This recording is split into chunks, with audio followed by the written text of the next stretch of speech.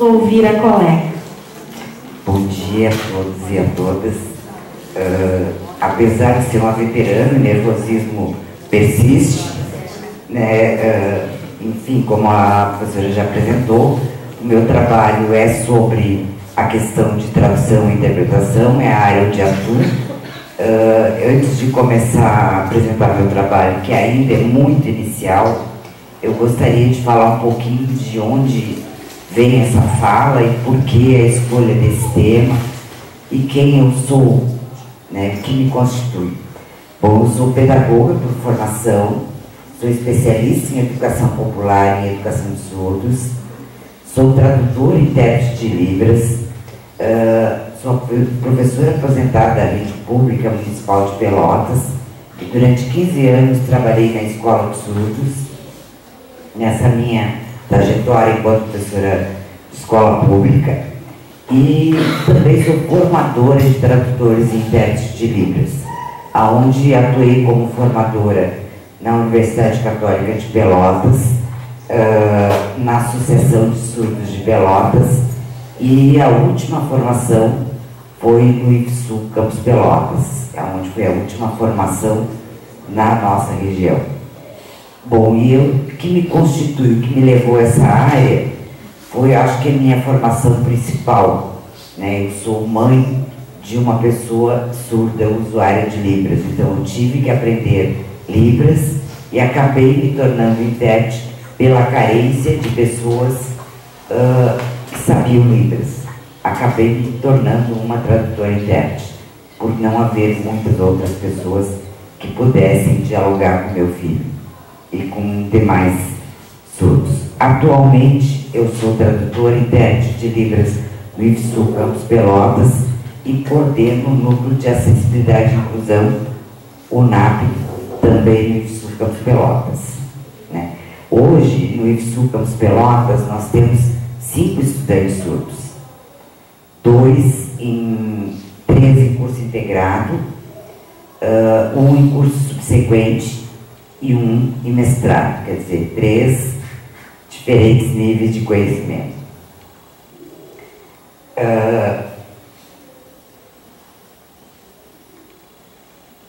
Passei demais.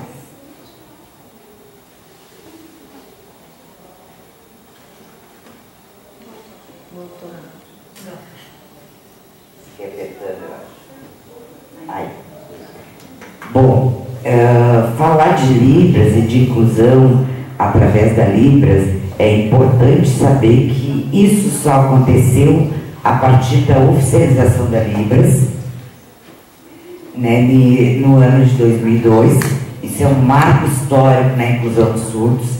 A partir de então, a comunidade surda foi ocupando diversos espaços na sociedade, espaços seus por direito, mas a partir desse marco histórico. É importante falar disso. A inclusão dos estudantes surdos é um processo bastante complexo, não só pela questão da inclusão em si, pela deficiência, mas porque se trata de incluir 2 línguas no mesmo espaço. E aqui, diferente da Dani, eu estou falando de surdos, usuários de Libras. E quando eu digo surdos, a minha concepção de surdo é justamente esse. O surdo é aquele que se identifica enquanto sujeito surdo, que se identifica com outro usuário de Libras. Tá? Esse conceito a gente encontra nos estudos culturais, que tem como base, tem como principal autora a professora Ronice Miller Quadros, que é uma dos meus referenciais teóricos. Bom, e se tratando de surdo, essa inclusão e essa complexidade através das 2 línguas, porque eles vão fazer uso de uma pessoa que é esta a sua cultura. Ela não faz parte da sua cultura, mas ela tem que entender a sua cultura para poder ofertar acessibilidade linguística para que chegue até esses sujeitos a informação que a academia tem que ofertar. Então, não se concebe também língua sem cultura, são duas coisas que estão interligadas. Então, por isso que todo momento eu vou falar em língua e cultura, porque não se percebe, não dá para se conceber uma sem a outra.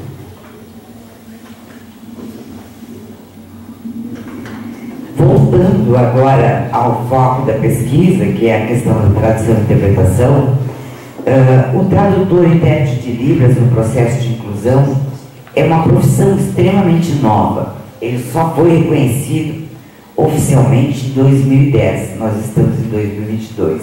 Então nós temos 12 anos que essa profissão se constitui legalmente. E muitas das vezes ele é o único profissional que faz o elo entre a pessoa surda e o professor ouvinte. É a ele que o professor pergunta como é que eu posso fazer de uma determinada estratégia, como é que eu posso fazer uma estratégia diferente para que esse estudante consiga chegar ao conceito que eu estou trabalhando. Às vezes é a única referência dentro da instituição. E a formação do tradutor intérprete às vezes não está contemplada, não está a formação desculpe, vou retomar, estou nervosa. A formação do tradutor intérprete não contempla a questão da educação de surdos. Então, vejam que mesmo sem contemplar, às vezes ele é a única referência que tem, para vocês entenderem a complexidade. Então não são raras às vezes quando eles têm que ir muito além da sua formação primária. Eles têm sempre que ir além. Os desafios da tradução e interpretação, eles ficam muito mais evidentes quando, por exemplo, a gente vai traduzir nos cursos técnicos que tem uma especificidade de vocabulário, uma especificidade de conceitos, que até então, por os surdos não terem ainda acessado esses cursos, existe uma carência de vocabulários em Libras desses conceitos. Então, como é que faz para que a informação chegue ao sujeito da forma como o professor quer que chegue? Então, há uma necessidade, há uma carência de vocabulários em Libras, dos conceitos trabalhados nos cursos técnicos, principalmente dos centros específicos. E nós vivenciamos isso, a complexidade ainda maior no mestrado profissional que a gente está traduzindo agora. Bom, meu problema de pesquisa. A gente demorou bastante a chegar a um problema de pesquisa. O Raimundo me puxou bastante as orelhas, porque eu tinha era um problemão, não era um problema, era um problemão, né? Eu estava arrumando um problema para a minha vida toda, eu acho. Mas, enfim, a gente conseguiu chegar a um problema de pesquisa, que é de que forma é possível qualificar o processo de tradução e interpretação da Libras, contribuindo para a aprendizagem dos estudantes surdos durante a carência de sinais para os novos conceitos presentes no curso de eletrônica do IFSU Campos Pelotas. Nós delimitamos para o curso de eletrônica porque nós não iríamos dar conta de todos os demais cursos.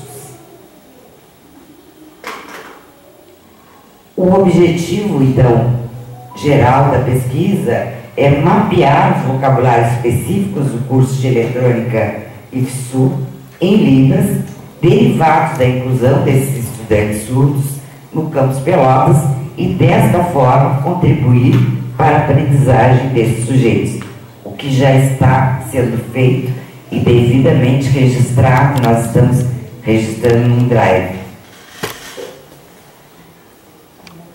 Será alimentado constantemente. Tânia, 5 minutos. Estou chegando ao fim. Esse produto, no momento que a gente pensou no repositório, agora já foi agregado, eu criei um projeto de ensino para poder agregar o produto, para poder ter a participação dos colegas, dos demais colegas tradutores intérpretes nessa construção. E nós chegamos, e temos um bolsista do TSI, criou um aplicativo. Eu queria hoje estar com o aplicativo para demonstrar para vocês como é que ele vai funcionar. Então nós vamos armazenar os sinais num determinado repositório e esse aplicativo vai acessados por esse aplicativo, que vai poder ser usado na sala de aula, mesmo que não tenha internet.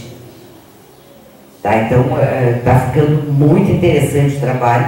Nós já estamos na fase de estamos botando o cavalo na frente a carroça na frente dos bois, né?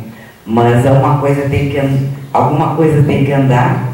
Então nós já estamos na fase de gravação dos sinais, porque tem que ter uma padronização, o mesmo peso de gravação, o mesmo padrão, para que eles consigam migrar para o aplicativo. E esse aplicativo vai ser de fácil consulta para o tradutor intérprete que está lá na sala de aula. O sinal disso, porque existe uma outra questão, que é a rotatividade dos tradutores intérpretes, que não podem, em momento algum, prejudicar a aprendizagem do estudante surdo. Bom, enfim, concluindo, falando um pouquinho assim, as minhas referências, meu referencial teórico será baseado em Carnop, quadros e... desculpe, eu me nervoso. Carnop, quadros principalmente, Carnop, que as duas são tradutoras intérpretes linguísticas, pesquisadoras da área da surdez e da língua de sinais, e Karina Ribeiro, que também é uma tradutora intérprete muito diferenciada, porque ela é uma fonoaudióloga e ela tem um trabalho agora também de registros, junto com o...